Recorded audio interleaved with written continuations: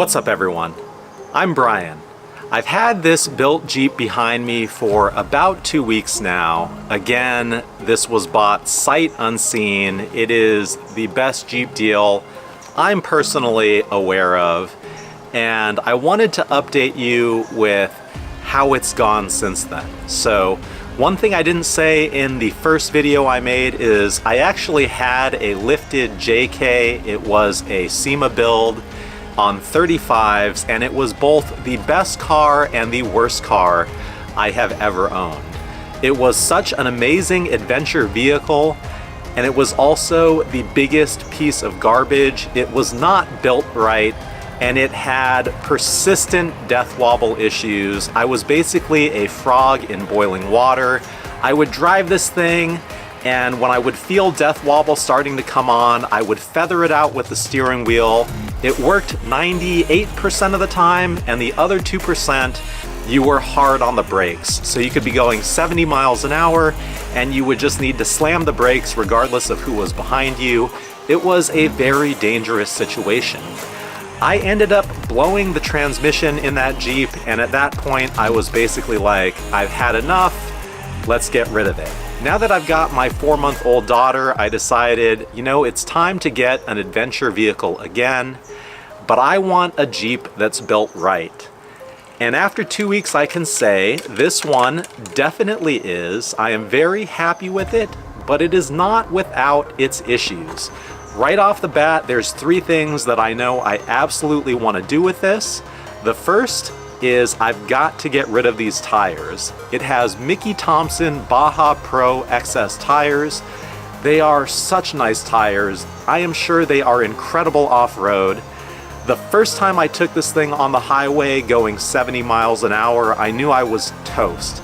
I actually was not able to take this vehicle to Southern California to see my daughter's grandparents, my parents, because the tires were so loud. I was afraid I was going to permanently damage my daughter's hearing.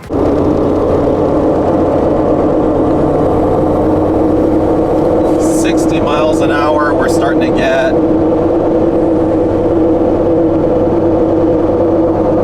definitely some droning in the cabin. Decibel meter still right around 80.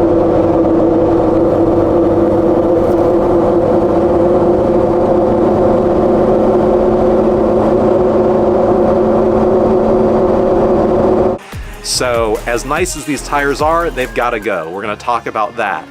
The gearing, a lot of people have said that the gearing in the JLs with the 8-speed transmission is so much better than the JKs. You can get away with running 37s, 38s, even 40s, I've seen people say, without any gearing changes.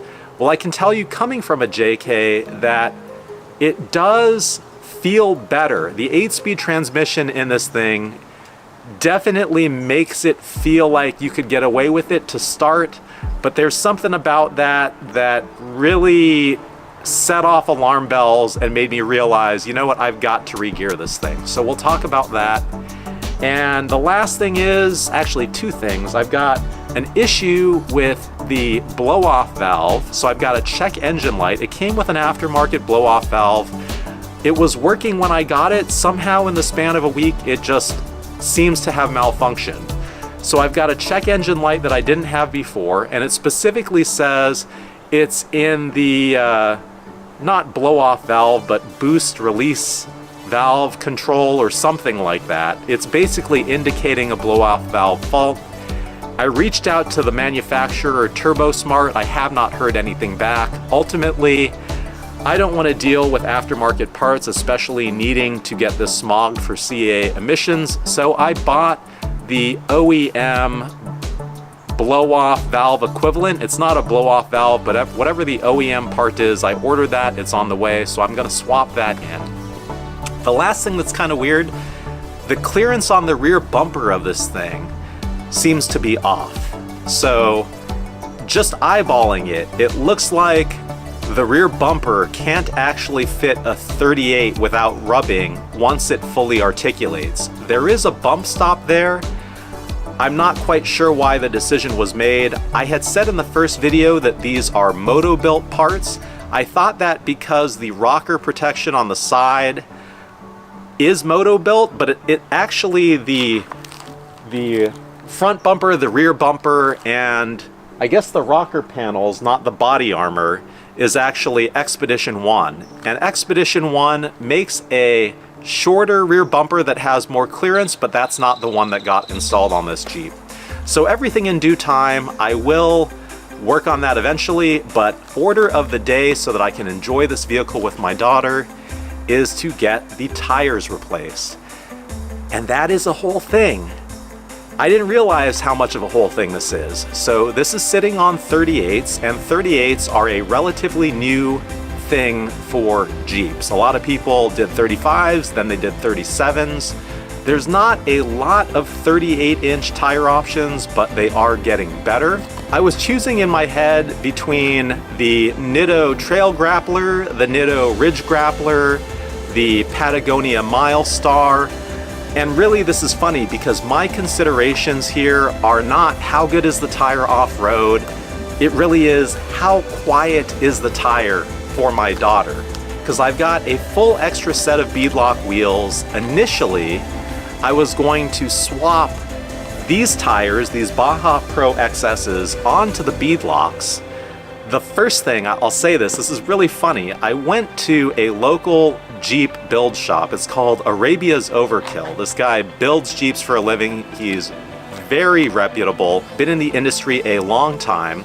He actually worked to solve the death wobble in my old Jeep, so I definitely trust him. And the first thing he said, seeing me again after all these years, is, "You must be a glutton for punishment to have those tires on your truck." And he is right. He knew exactly why I was there. So the tires are great, they gotta go. They're way too loud. Originally, I was gonna move these tires over to the beadlocks, and I was gonna get some more highway compliant tires and throw them on the wheels that are on the car. I went round and round on this. I was almost gonna go out and purchase some Nitto Ridge Grapplers and throw them on here and do that. And then I changed my mind. I changed my mind last night because I realized the Milestar Patagonia now has an 02 version. And there's a lot of reviews, a lot of mixed reviews about the version 1, specifically about how affordable it is, how great it is off-road, how quiet it is on-road, but how terrible it is from a treadwear and sidewall perspective, sidewall strength perspective. Well, the 02 is supposed to have addressed those serious issues. So it's supposed to have a stronger sidewall. It's supposed to get better treadwear. And there's not a lot of reviews out there on this yet, but it appears to have worked. The price point on these, I actually just went and bought them at my local America's Tire, so they're coming. This decision has been made. They're $324 a pop versus $588 currently for the Nitto Ridge Grapplers. So almost half the price. I figured I gotta give it a shot. I gotta see for myself, are these things really as good as people claim, or are they just blowing smoke? I'm about to find out. I also decided I like the beadlock wheels better, and I've always wanted to try my hand at mounting beadlock wheels. Probably not something I want to make a career out of, but I want to see how it works. So I'm actually going to put these Milestar Patagonia MT02s on the KMC Beadlock wheels when they get here. I'm going to be doing that myself, and then I'll swap them onto the car, and hopefully I'll actually be able to start taking my daughter around.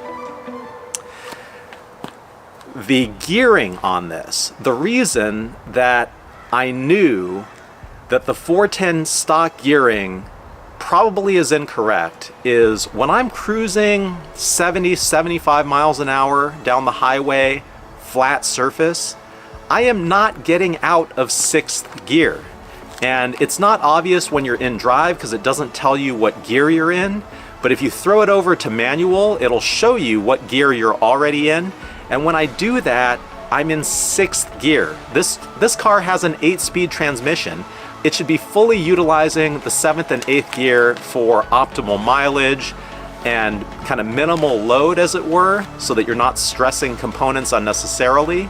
And so I think I really do want to redo the gears on this. Even though it doesn't feel sluggish as a vehicle, I feel like it will be so much better re-geared.